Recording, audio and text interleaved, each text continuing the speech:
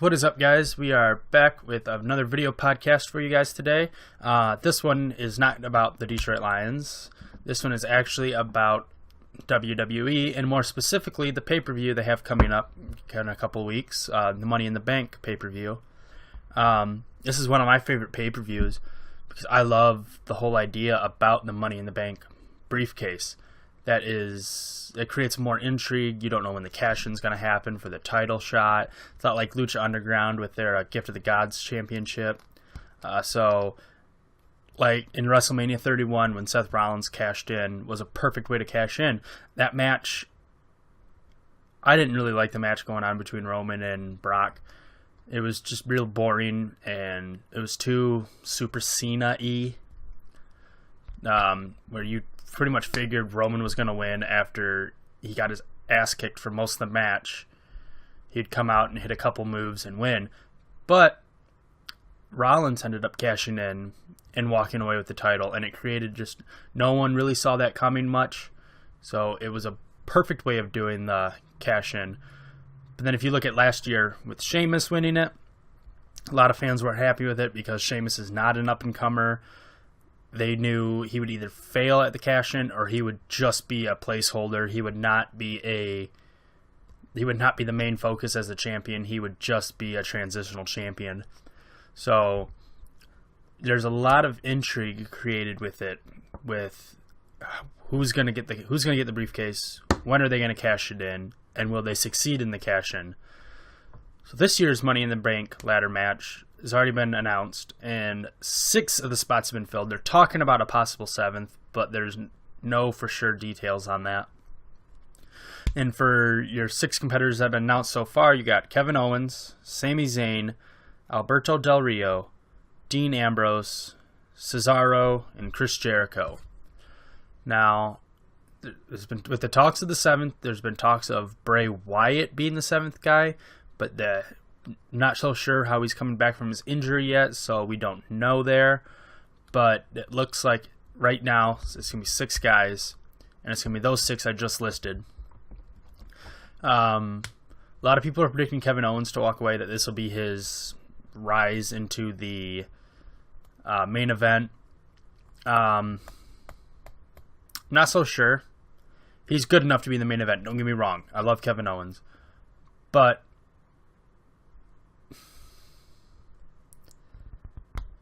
I think there's better stories you could use with somebody else winning it than with Kevin Owens winning it.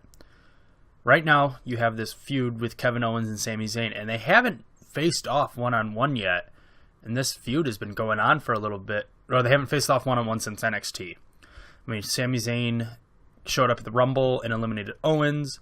They had that IC title match at WrestleMania where Zayn made Owens lose the title when Zack Ryder won it. They had I can't remember what they did at Payback. Then Extreme Rules, they were in part of a Fatal 4-Way. They haven't had a one-on-one match yet, and you see now they're going into 5 pay-per-views without a one-on-one match. Unless they fought at Payback. I can't remember if they did or not. Don't quote me on that. But this is still like WWE is building this feud great, not letting them get at each other one-on-one yet. They've been doing it in tag matches, and they've been doing it in like Fatal 4-Ways or at WrestleMania on that 7-man ladder match. But they haven't done it one-on-one, so I wouldn't have Owens win it, and I'd have him and Zayn just kind of keep going at each other, no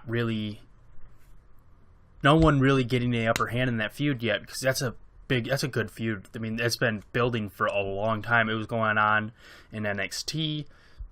They played off their friendship out from when they traveled in the Indies, and now it's working on the main roster, and it gives both of them something to do. Neither one of them are stuck somewhere.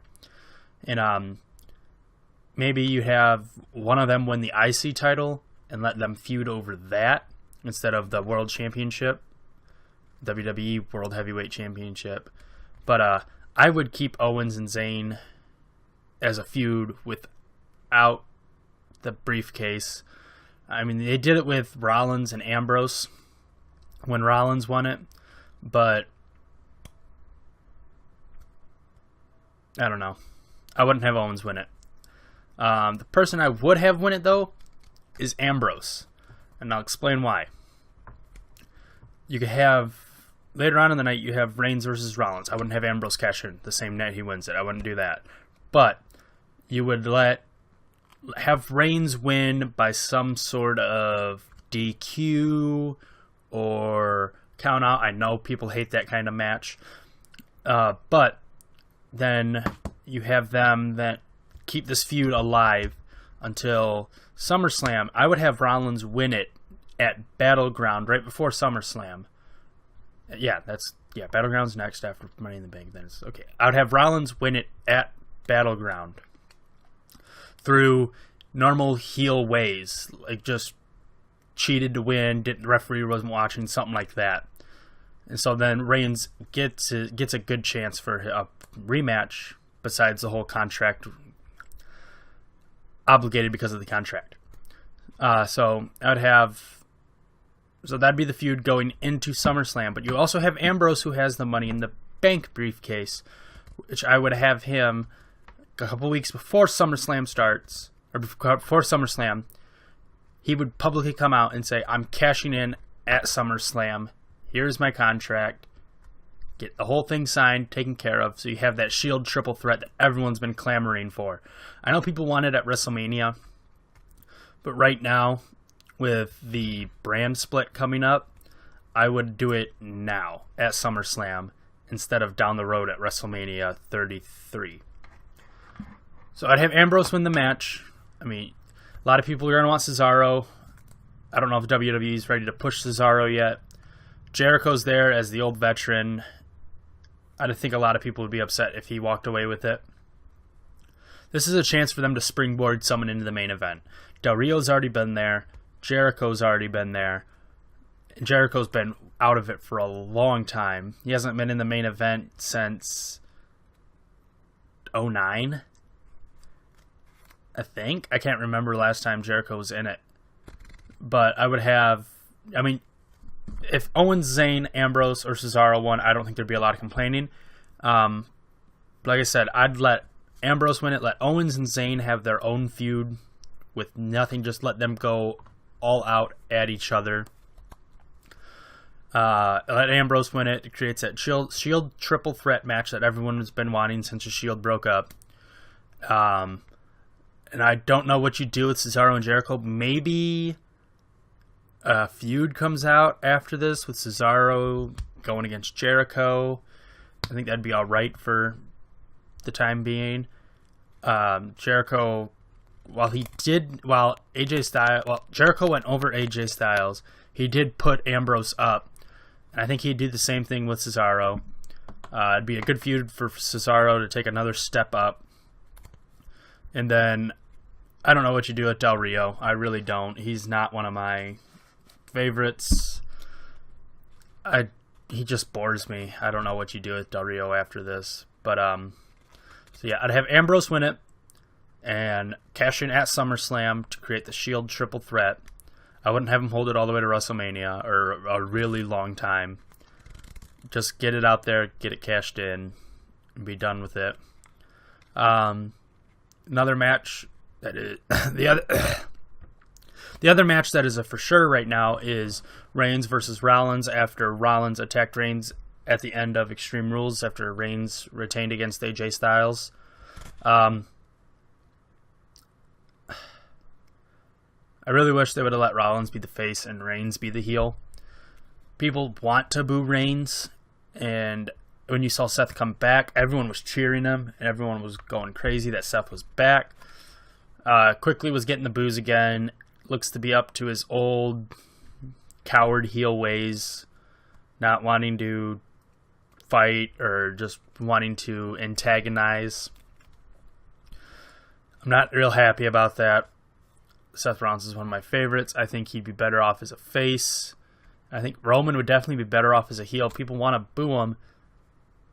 And it's not, don't turn him heel because people want to boo him. Turn him heel because he has more room to expand as a heel.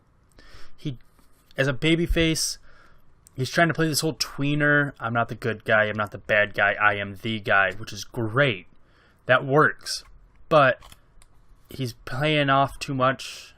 They're having him play off like John Cena too much. And the fans don't want another John Cena. They don't want another Rock. They don't want another Hulk Hogan. They want a bunch of different guys who can be great, just like back during the Attitude Era.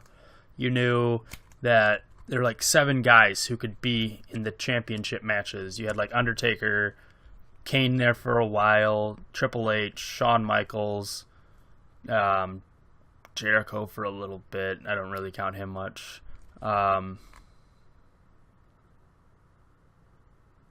Stone Cold. God, I can't believe I almost forgot that one. You had a bunch of different guys who were all main event guys who could carry the championship, and there wouldn't be a lot of complaining. Now, you're looking at Reigns, Rollins, Cena. I don't think Ambrose has been built up great to carry it. Jericho, no. Styles, yeah, I think Styles could carry it. But there's just not a huge group of guys that could carry the championship right now and excel at it. I mean, Sheamus did it last year, but that was just ratings tanked when he was champion. So I wish they would let Reigns go towards the heel side more, like they let The Rock do back in the Attitude Era when he came out as Rocky Maivia, got a ton of boos. People hated him. He was supposed to be this fresh meat babyface, supposed to be the good guy, always smiling, and fans were telling him to go die. And he came back as a heel, joined the Nation of Domination, and the rest is history. He got so popular, they had no choice but to turn him face again. And then they turned him heel later on after he started his Hollywood career and started acting too good. You can almost do the same thing with Reigns. They tried to present him as this fresh-cut babyface. Now, fans are booing him. He's not getting the cheers they wanted him to get. I mean, they're not chanting "Die, Roman, die" yet, but he could be... turn him heel and just let him act like he's better than everyone else. He kind of already acts like that already, but as a heel, you can do it so much better than you can as a face or as a tweener. And, yeah, like I said, I think Reigns goes over, but he's got to go over in a way that would give Rollins a legitimate chance at a rematch. I don't like this whole, well, I'm getting a rematch because I want one. Get a rematch because you got screwed out of it somehow. Not so much like I had you on the ropes. Had you not done this, I could have won. I want a rematch in a no DQ match or a no, you know what I mean? So I think Rollins and Reigns, that feud could go all the way to SummerSlam when Ambrose can cash in and give it more of a fresh feud. Let all 3 of those guys go at each other. I mean, you've seen Ambrose and Reigns in matches with each other when they were supposed to be against each other, where they worked with each other more. They had their match at Survivor Series 1-on-1, where Reigns won that one. But so you know Reigns would beat Ambrose 1-on-1, and you know Rollins typically beats Ambrose 1-on-1. But having all 3 of those guys in the ring, you could really have any one of those guys win the match with a legitimate shot. I'm kind of not making much sense here. So those are the only 2 matches that have been announced for sure for right now. But it's looking like they're going to add New Day versus The Club for the tag team titles. I love New Day. I do. But I think it's time to get the belts off of them and give them to The Club. Kind of let The Club do this like more of a hostile takeover thing. Kind of like the NWO and kind of like Nexus, but actually make them matter. So yeah, I think The Club takes the titles off of the New Day, which then sets up another match that's looking more and more likely. It's going to be Cena versus Styles, where you could have The Club help Styles beat Cena, and then have like another, like next at Battleground, have like a steel cage match, which is another. I gotta add more into this later, but with the brand split coming up, that could be huge. Yeah, like have a steel cage match where the club can't get in. They try to interfere. Cena probably goes over in the rematch if Styles goes over now, unless WWE finally realizes that they could build guys huge off of letting Cena lose a feud once in a while. But I think that time could be more now that you got Reigns set in that top dog position. I think they'd be more willing to let Cena start to go down a little bit. Because even when he wasn't in the main event, he was still the main event, the top guy. Rollins carried the championship all last year for the most part, and Cena was carrying the United States Championship, but people were talking more about the U.S. Open Challenge than they were the WWE World Heavyweight Championship because of how WWE was booking the two. They were still booking Cena strongly and booking Seth weak. So now that Reigns is up there now, I think you might see them start to let Cena take a step back and start to lose more feuds and not be the top guy. I think would be good. Cena got a lot of goodwill with fans last year in those United States Championship Open Challenges, so I think that'll be good. I've started to actually like Cena a lot more. I just don't want them to try to build Roman like they built Cena and have that top guy again. I just think they could do a lot better having a spread across like 5 guys instead of one great top guy. But so yeah, I think Styles wins it the first time due to interference from the club, but I don't know if they, like, beyond that, if they would let Cena go over or finally let someone go over Cena besides Brock Lesnar. We haven't heard anything for an IC title match yet, which Miz is still the champion. I don't know if they'll throw something in there last second or if they'll just let Miz sit out Money in the Bank. There is talk for a U.S. title match between Rusev and Titus O'Neil. That'd probably be a pre-show match. They got kind of a feud going on right now. I don't know if... I don't think that'd be on the main show. Rusev would go over. Cena's probably eventually going to take the U.S. title from him, unless the whole brand split thing happens the way I'm thinking it will.